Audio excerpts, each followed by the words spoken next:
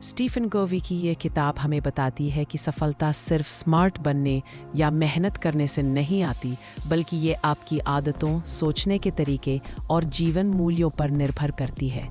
यह किताब हमें सिखाती है कि कैसे हम एक समझदार, संतुलित और प्रभावशाली जीवन जी सकते हैं। हैबिट 1, प्रोएक्टिव बनो। पहले खुद को संभालो, जिम्मेदारी लेना सीखो, बहाने बनाना छोड़ो।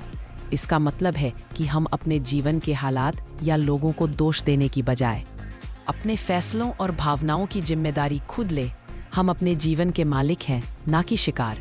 उदाहरण, अगर बारिश की वजह से आपकी ट्रेन छूट गई तो रिएक्टिव व्यक्ति गुस्सा करेगा, मौसम को कोसेगा, लेकिन प्रोएक्टिव व्यक्ति कहेगा अगली बार मैं जल्दी निकलूंगा, यानी समाधान ढूंढेगा। हैबिट 2, अंत को ध्यान में रखकर शुरुआत करो। पहले तय करो कि तुम्हें कहाँ पहुँचना है, फिर वहाँ जाने का रास्ता चुनो।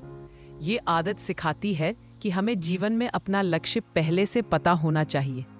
जब आप जानते हैं कि आपकी मंजिल क्या है, तब आपका हर कदम सही दिशा में होगा।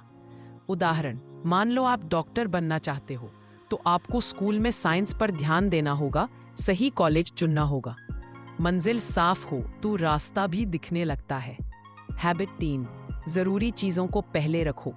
व्यस्त मत बनो, जरूरी कामों में लगो।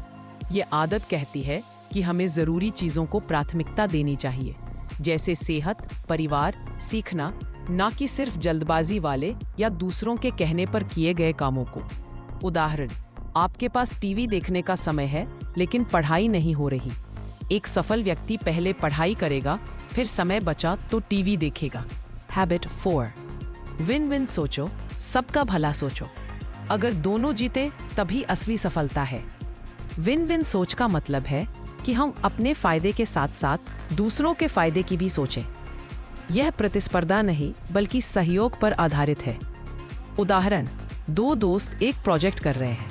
एक कहे मैं लीड करूंगा, दूसरा कहे मैं मेहनत करूंगा। यह ईगो बनाता है। विन विन में दोनों मिलकर काम बांटते हैं और दोनों की तारीफ होती रहे। हैबिट 5, पहले समझो फिर समझाओ। अच्छा बोलने से पहले अच्छा सुनना जरूरी है।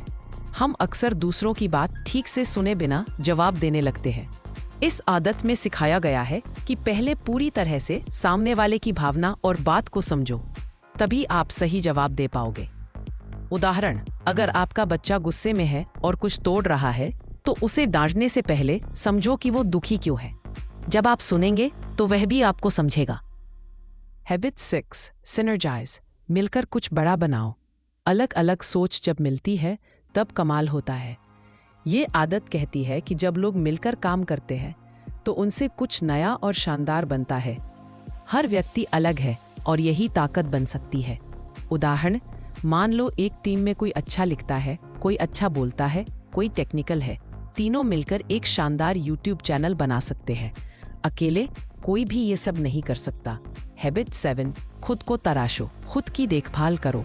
अगर कुल्हाड़ी तेज नहीं होगी तो पेड़ काटने में ज्यादा समय लगेगा। इसका मतलब है कि हमें अपने शरीर, मन, सोच और आत्मा का ख्याल रखना चाहिए, वरना हम थक जाएंगे और काम भी बिगड़ जाएगा।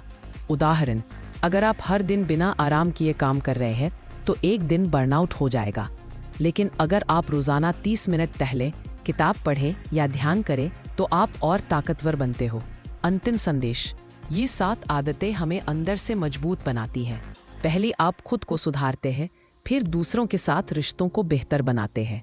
ये किताब हमें सिखाती है कि असली सफलता सिर्फ पैसा नहीं, बल्कि एक संतुलित और अर्थपूर्ण जीवन है।